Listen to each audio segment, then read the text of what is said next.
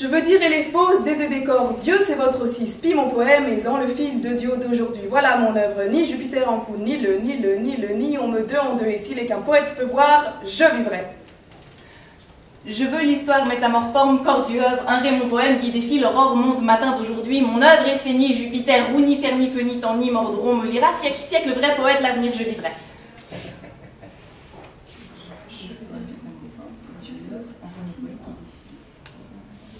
Voilà.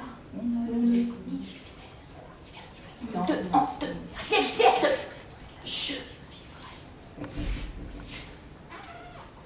veux dire l'histoire et les métamorphoses des formes et des corps. Dieu, c'est votre œuvre aussi. Inspirez mon poème et guidez dans le fil de l'aurore du mon beau matin d'aujourd'hui. Voilà, mon œuvre est faite. Ni Jupiter en courroux, ni le fer, ni le feu, ni le temps, ni mordron. On me lira de siècle en siècle. Et s'il est vrai qu'un poète peut voir l'avenir, je vivrai.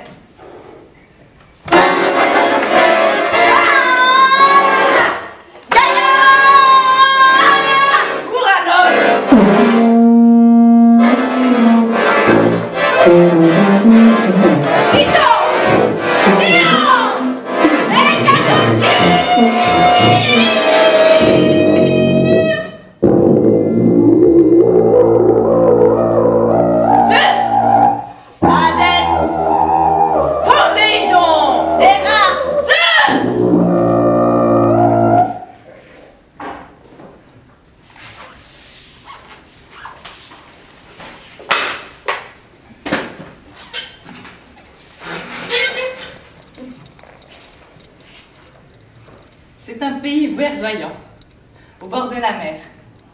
Il y a de longues plages de galets blancs, et puis de vertes prairies et de hautes montagnes, avec de hautes falaises et un rocher plat où l'on fait des sacrifices.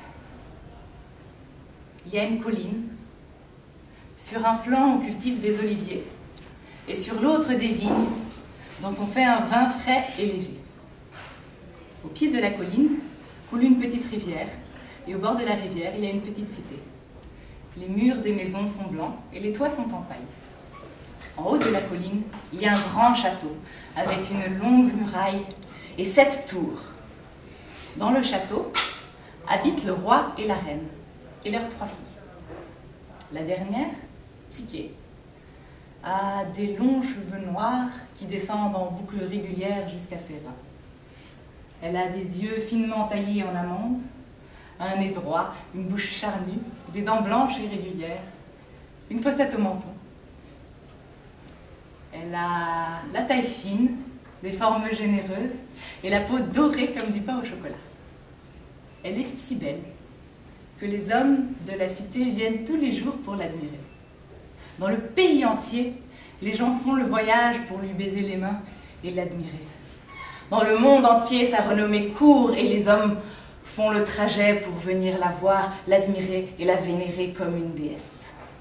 Aphrodite observe l'agitation du haut de son char. Aphrodite a les cheveux bouclés, blonds comme les blés, qui descendent jusqu'aux mollets. Son nez est droit comme une colonne. La couleur de ses yeux est bleue comme l'eau du fleuve. Sa peau est douce comme les plumes des colombes. À sa taille, elle porte une ceinture d'or qui étincelle jour et nuit. Aphrodite est la magnifique déesse de la beauté. Et tous ces hommes qui viennent à Psyché, cette simple humaine, et qui en oublient de vénérer Aphrodite. La déesse entre dans une jalousie extrême et va voir son fils Eros, le dieu de l'amour. Tu prendras une de tes flèches empoisonnées et tu l'enverras sur cette humaine effrontée pour qu'elle ne trouve comme mari seulement un monstre hideux. Au château, les parents de Psyché voient tous ces hommes qui jour et nuit font la file pour admirer leur fille et puis qui rentrent au village et prennent une épouse. Il y a quelque chose que je comprends pas. Pourquoi de nos 3 filles, c'est la plus jolie que personne ne demande en mariage? Si vous savez. Mais allons demander à l'oracle, il nous dira quoi? Le lendemain, un cortège quitte le château. À sa tête, le roi et la reine dans des chaises à porteurs. Et puis suivent une centaine de mulets qui portent les atours et les offrandes pour l'oracle. Ils arrivent à Delphes, où se tient l'oracle d'Apollon.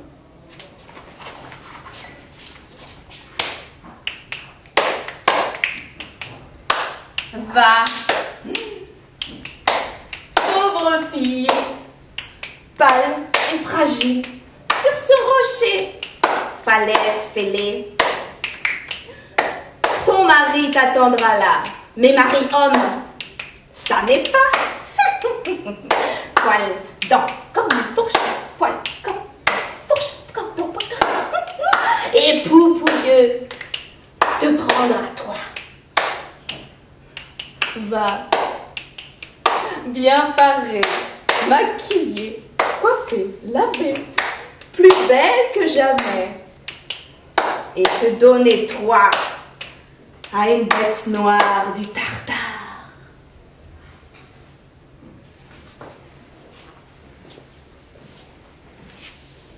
Psyché est humble et très pieuse. Elle accepte le sort désigné par les dieux. Elle a mis sa belle robe de mariée et un voile blanc lui couvre le visage qui s'agite légèrement dans la brise. Dans la cité, les hommes vont, la tête basse, le pas traînant. Ils ont accroché des draps noirs à toutes les fenêtres. Et les draps s'agitent dans le vent qui se lève. Au château, pas un bruit. Le roi et la reine gisent au sol sans un mouvement. Seul on entend les 7 grands drapeaux noirs qu'ils ont plantés en haut des 7 tours qui claquent dans le vent qui se lève. C'est le zéphyr.